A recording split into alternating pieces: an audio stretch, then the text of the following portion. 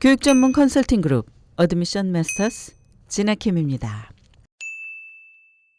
요즘 자녀의 학자금 부담 때문에 밤잠을 설치는 부모님들이 많습니다.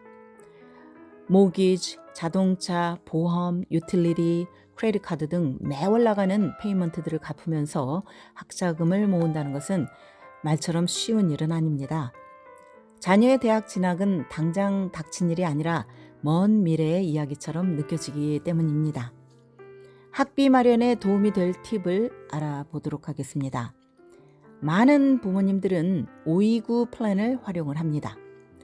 529 플랜에는 두 가지의 버전이 있는데 하나는 529 선납 학비 플랜, 그리고 또 하나는 529 교육 저축 플랜이 있습니다. 529 선납 학비 플랜은 전국의 모든 주에서 가입이 가능한 것은 아니고 일부 주에만 있습니다.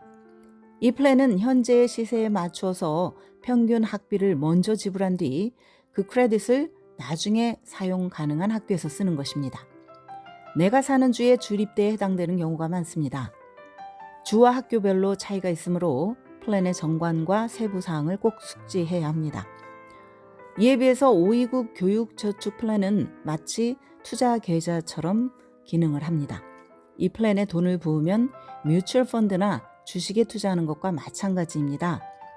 은퇴연금 플랜인 401k나 IRA가 작동하는 것과 비슷한 원리입니다. 그러므로 이 돈은 시장의 상황에 따라서 변동할 수 있고 돈을 잃을 수도 있는 리스크가 있습니다.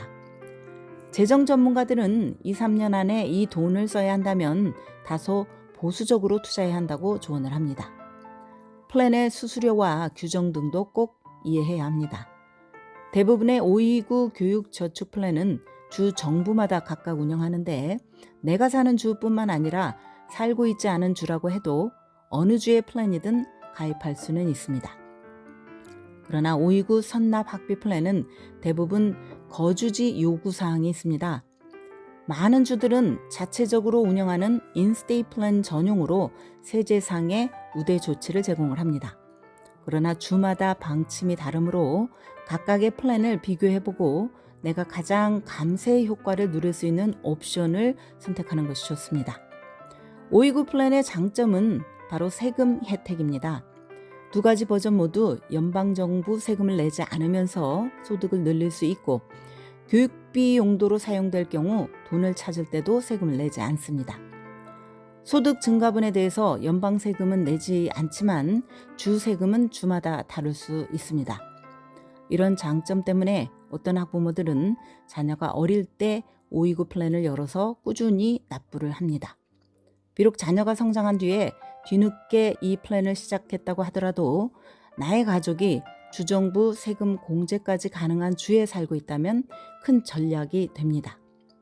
529 플랜을 열면 조부모나 친척들도 십시일반 참여할 수도 있습니다. 자녀의 대학 학비를 지원해달라고 부탁하면 뭔가 거창하고 부담스러운 요구처럼 들리지만 사실은 그렇지 않습니다. 생일이나 크리스마스, 졸업식 등 평소 친척들이 서로 챙기며 주고받는 선물 대신 기부를 부탁하는 것입니다. 아이들 손에 쥐어주는 선물은 싼 것으로 하고 나머지 액수를 529 플랜에 기부하는 방법도 있습니다. 그러면 친척들도 자신의 선물이 좋은 일에 쓰인다며 기뻐할 것입니다. 학자금 마련을 위해서 401k나 IRA 같은 은퇴 계좌에서 돈을 인출하는 것은 피해야 합니다. 돈을 일찍 꺼내면 세금 관련 페널티가 부과가 됩니다.